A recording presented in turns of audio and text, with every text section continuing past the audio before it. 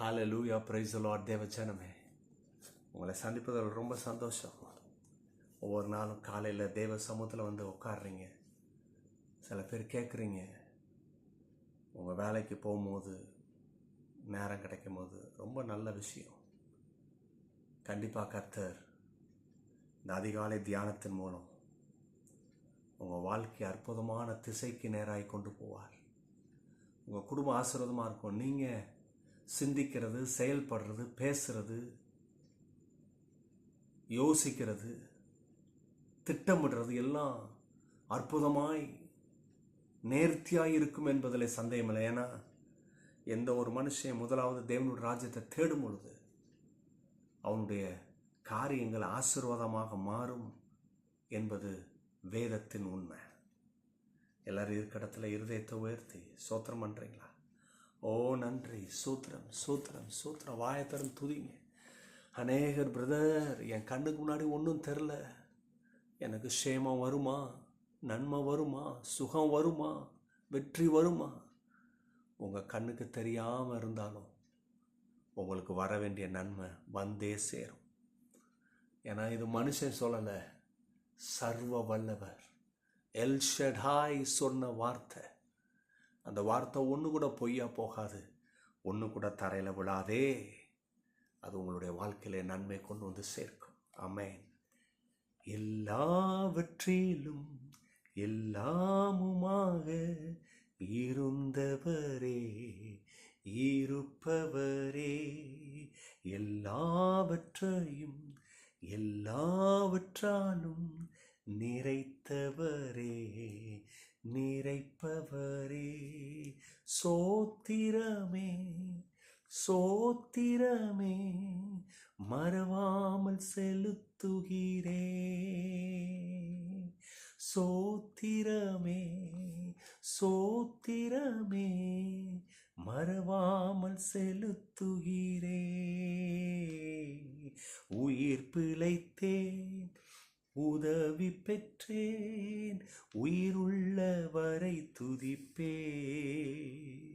நான் உயிர் பிழைத்தேன், உதவி பெற்றேன், உயிருள்ளவரை துதிப்பே. தகப்பனாக இதுவரையும் தோளின் மீது சுமந்து வந்தீ.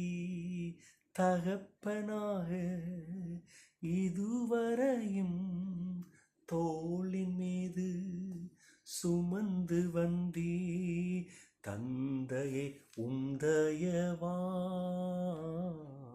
தாண்டினேன் மனாந்திரத்தை. என் தந்தையே உந்தயவா தாண்டினேன் வனாந்திரத்தை.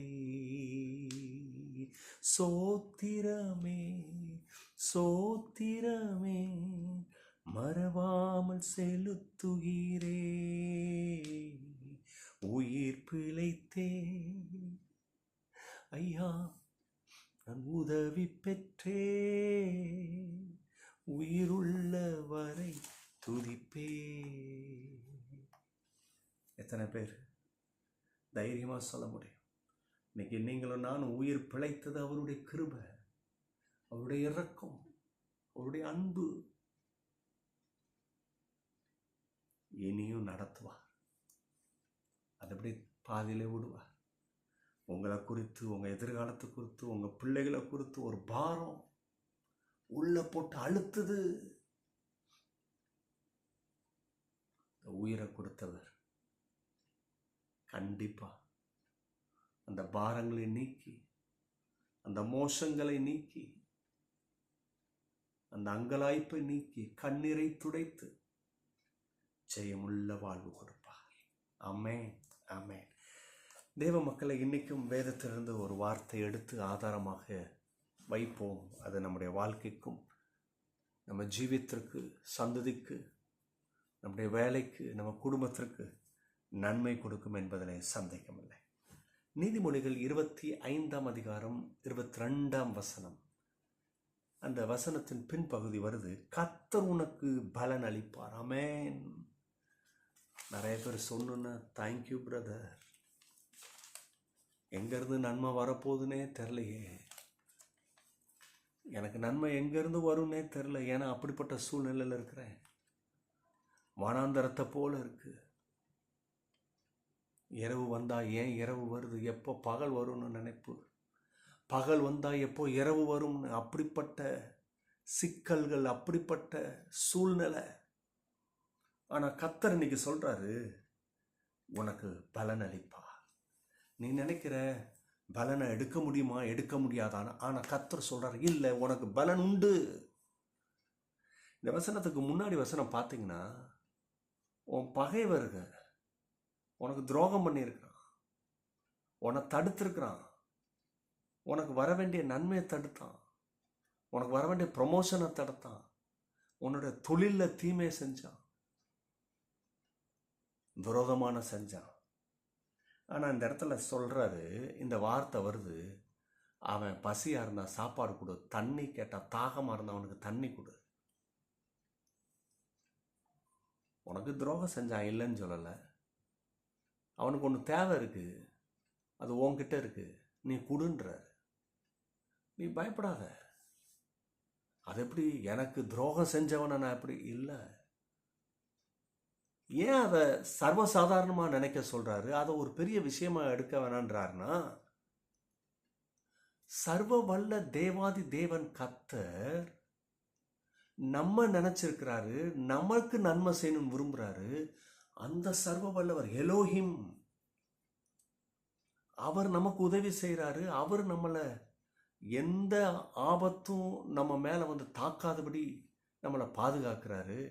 அவன் போட்ட தீமையெல்லாம் தூக்கி வீசி அதை உடைத்து பதறாக்கி அவருடைய நன்மை செய்கிறார். அதனால தான் சொல்கிறாரு, எப்பா எது உனக்கு வரப்போதோ அதை நம்புறதுக்கு அடையாளமா, அதை விசுவாசிக்கிறதுக்கு அடையாளமா நீ இதை செய்கின்ற.